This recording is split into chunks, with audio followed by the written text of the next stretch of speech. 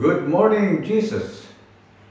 Good morning, Pastor Bobby, Sister Cynthia Librado, Brother Joel, Sister Lydia Buvia. Good morning, greetings to everyone. Join in this platform of the New Life Fellowship, UPC Hong Kong Morning Prayer Devotion. Maraming salamat sa pag-join at naanihan ko lahat sa isang panalangin. Lord Jesus, maraming salamat. Thank you so much, our Almighty Father, O God. Hallelujah, Lord Jesus. Maraming salamat for this wonderful opportunity that once again you have given unto each and every one of us, O God. Hallelujah. Na makapakinig ng iyong salita, ng iyong katotohanan, ng iyong mensahe, O God. Hallelujah. Lord, send forth the Spirit of Truth na maunawaan namin ng lubusan, O God. Hallelujah. Ang mensahe sa araw na ito, O God. Hallelujah, Lord Jesus. At hindi lamang ito makarating sa aming mga pakinig, kundi be a doer, each and every one of us, O God, hallelujah, not only hearer, but doer of thy word, thy commandments, O God, hallelujah, Lord Jesus.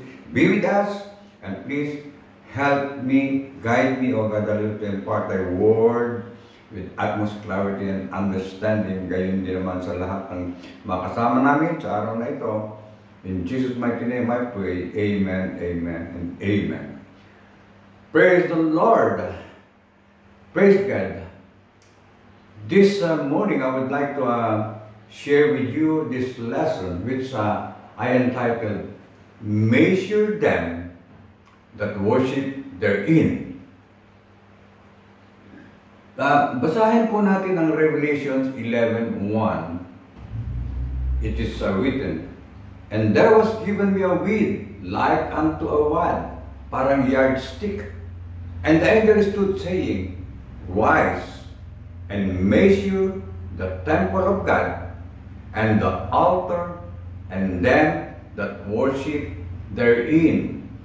Merong tatlong bagay na ipinasusukat kay John. First, measure the temple of God, and then the altar, and then another one is measure them that worship therein. This is the gist of our lesson. This is the title of our lesson. Sukatin. Praise God. Sukatin mo ang templo ng Diyos at ang dambana at ang mga sumasamba doon.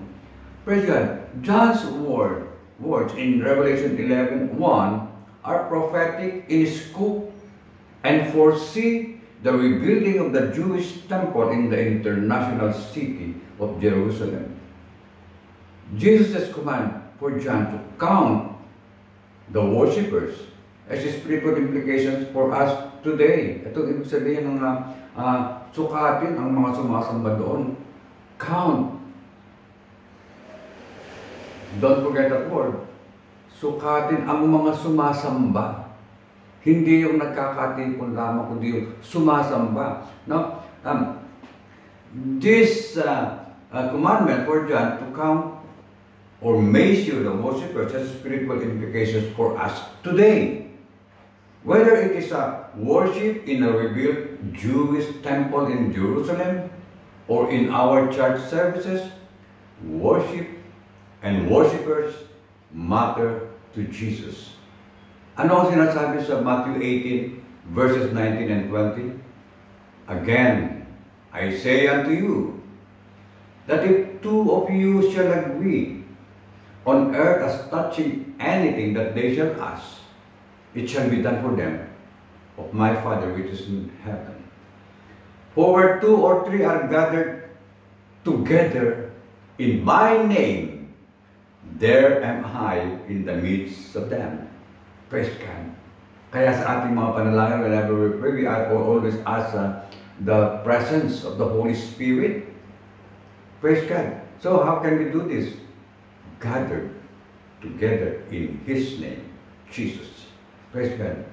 Mga kapatid, napaka-importante po, no, na dalawa o tatlo ang nagkakatipon sa Kanyang pangalan, ay naroon siya sa ating kalagitnaan. It does not how many people among us who have academic degrees that count, how expensive our clothes are, does not count with Jesus. He is not impressed with our automobiles. It does not matter to him how many professionals we have in our churches, nor is he impressed with how many well-heeled members attend our churches.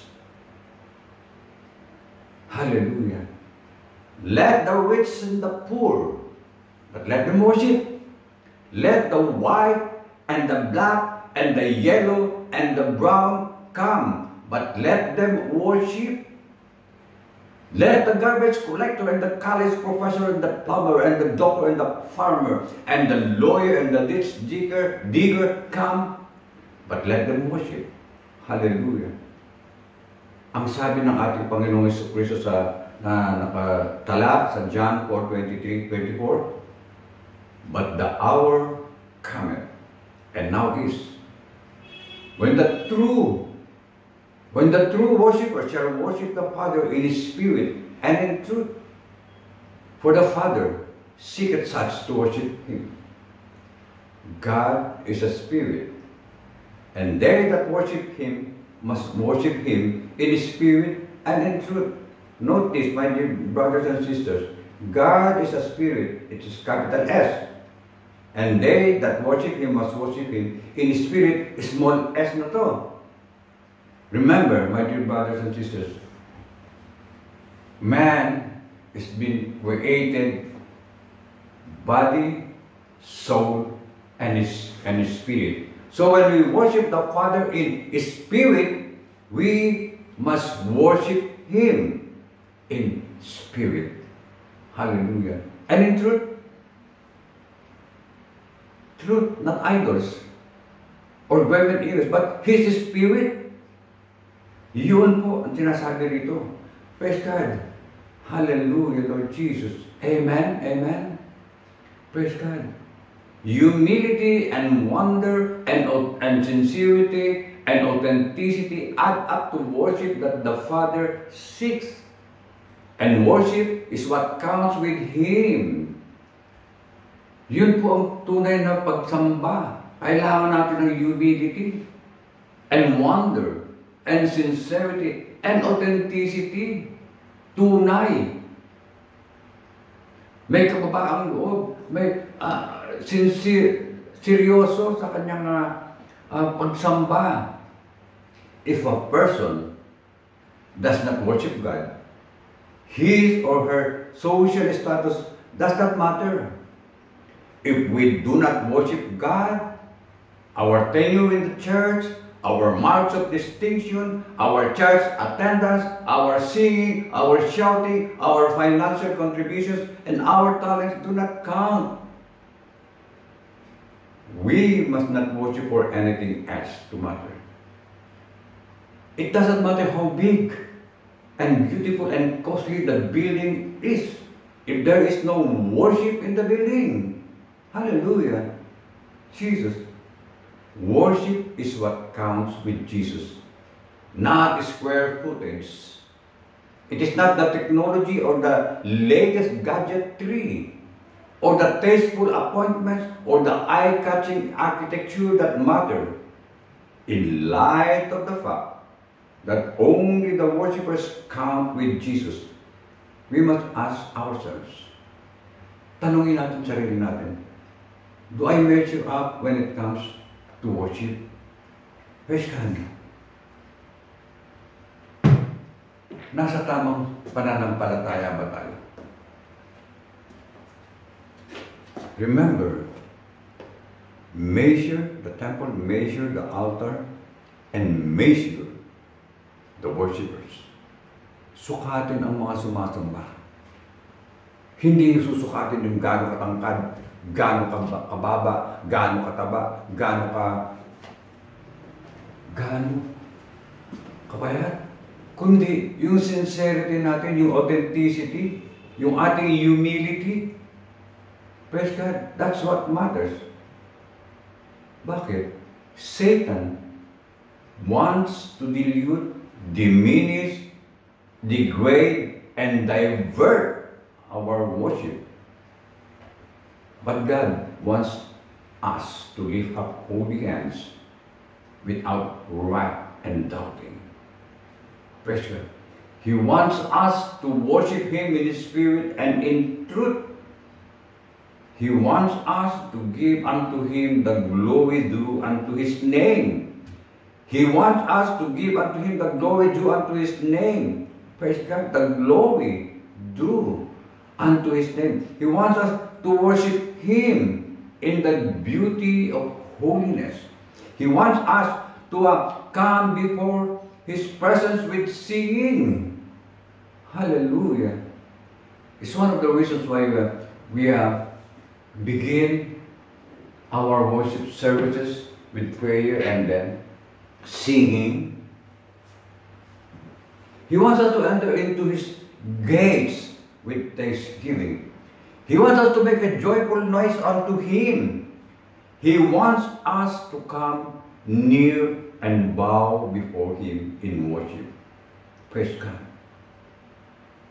He wants us, our faces, and say, He wants us to cover our faces and say, Holy, holy, holy is the Lord of hosts.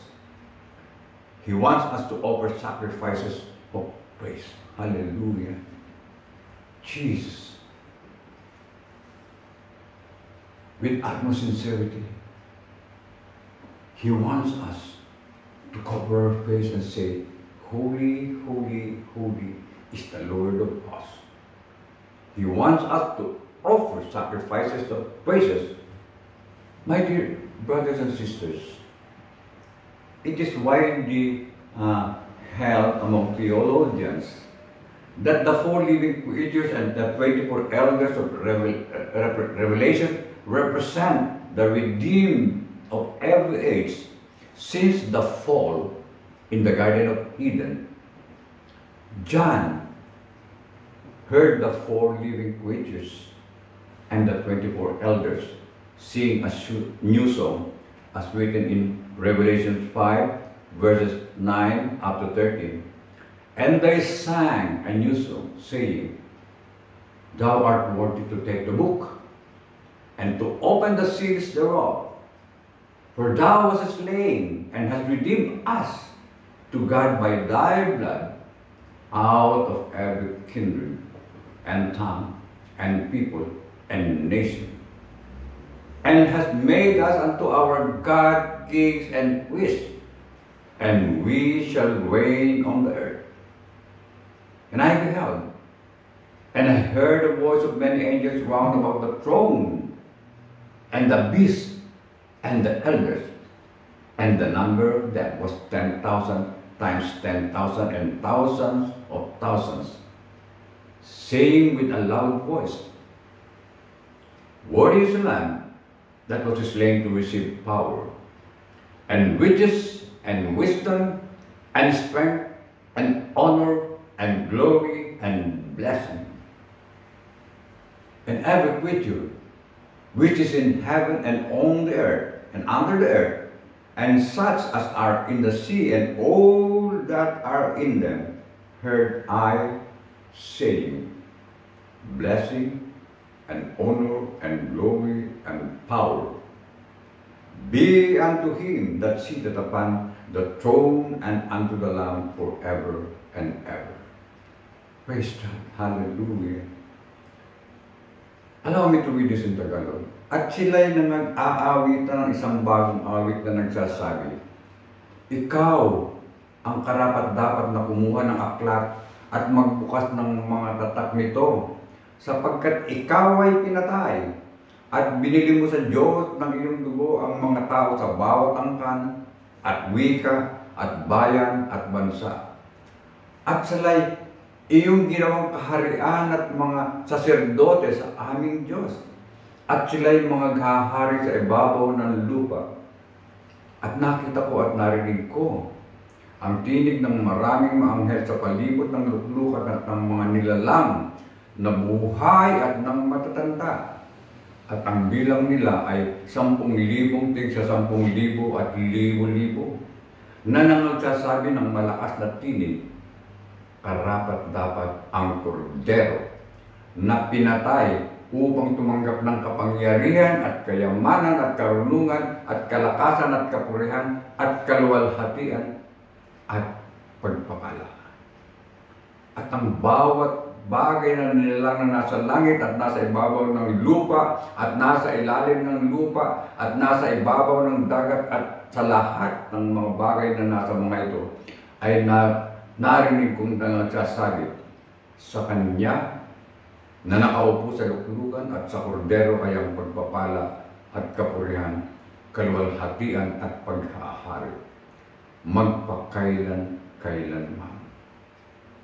Mga kapatid, my dear brothers and sisters, we are in the last days now. We've been seeing the signs given by our Lord Jesus Christ happening. The love of many is waxing cold, and it seems that nowadays the voices of the blasphemers are far louder than the voices of the blessers. Our God is defamed and cursed and ridiculed and mocked and blasphemed now. But one day soon, very soon, multiplied millions of redeemed people will join the angelic host to ascribe blessing and honor and glory and power to Him who sits on the throne. On that glorious day, the voices of millions of people who adore God with their praises will drown out the voices of those who have plundered Him with their blasphemies. But we don't have to wait for some future opportunity for our heartfelt worship that blesses God to counterbalance the blasphemers. The blasphemers don't care who hears them curse God. And we shouldn't care what the world thinks about our worship. Allow me to read again John 4:23 and 24. But the hour cometh, and now is, when the true worshippers, hindi ko sinabi dito na when the worshippers, but it's written, the true worshippers shall worship the Father in spirit and in truth. For the Father seeketh such to worship Him. Hinahanap ng Diyos yung tunay na mananampalataya, yung tunay na mananamba. Pinabibilang niya, measure them, count them. God is a spirit. And they that worship Him must worship Him in spirit and in truth. And I would like to read again Revelations 11:1. This is very important, my dear brothers and sisters. And there was given me a reed like unto a rod, and the angel stood, saying, Rise, and measure the temple of God, and the altar, and them, sino yun them? The true worshippers, and them that worship therein. Maaring punong-puno ang sanctuary, maaring punong-puno ang damban, ang altar, ang templo, pero ilan ang true worshippers? Kaya pinasusukat. True worshippers. My dear brothers and sisters, humility and wonder and sincerity and authenticity, kailangan yan. Add up to worship that the Father seeks. Yan ang hinahanap niya. And worship is what counts with Him. It doesn't matter how many attendees are gathered, but how many true worshippers are gathered to worship God in spirit and in truth. My dear beloved brethren, it's now time for all of us, gayon din yung ating mga inaanyaya na maging tunay na mananamba. Sapagkat susukatin yan eh. It doesn't matter how many attendees, praise God, are gathered. Attend lang, nag-attend lang siya. But how many true worshipers are gathered to worship God in spirit and in truth. My dear beloved brethren, ito ay nasa Revelation sapagkat nalalapit na. Hallelujah. The hour cometh and now is. Andiyan na. Nakita na natin. Pati yung mga blasphemers, nakikita ninyo yung gumagaya ng Last Supper. Nakikita ninyo yung mga preachers, ministers of the gospel daw, pero inilalayo ang tao sa ating Panginoong Jesucristo. May nagsasabi hindi na kailangan ng baptism of the Holy Spirit. Just believe in Jesus Christ and you are saved. Our God is looking for more true worshipers. Maraming salamat mga kapatid. Maraming salamat sa ating mga bisita. Maraming salamat Pastor Bobby, Sister Cynthia Librado, Brother Joel, Sister Lydia Buia, sa ating mga pastors at pastor's wife, pastora, sa lahat ng mga nakikinig, ng mga nakakasama natin tuwing umaga sa ating morning prayer devotion na ito ng New Life Fellowship, United Pentecostal Church, Hong Kong. Maraming salamat. Thank you, Lord Jesus, for once again you have given us a chance, a privilege, O God, hallelujah, to listen to Thy truth, O God, hallelujah. Help us, O Lord Jesus, that we may be guided by this Bible exhortation, O God, hallelujah, that we may always be true worshipers, not seasonal, O God, hallelujah, Lord Jesus, kundi sa bawat panahon, anumang mangyayari, O God, hallelujah, kami ay magiging tunay mong lingkod, tunay na mananamba, O God, hallelujah, Lord Jesus, to have fellowship with you and not fellowship with man, O God, hallelujah. Let us not be attendees only, but true worshipers. In Jesus' mighty name, all glory, honor, and praises belongs to Thee, Jesus Christ of Nazareth, our Lord, our God. Amen. Amen and amen. God bless everyone. Back to you, brother.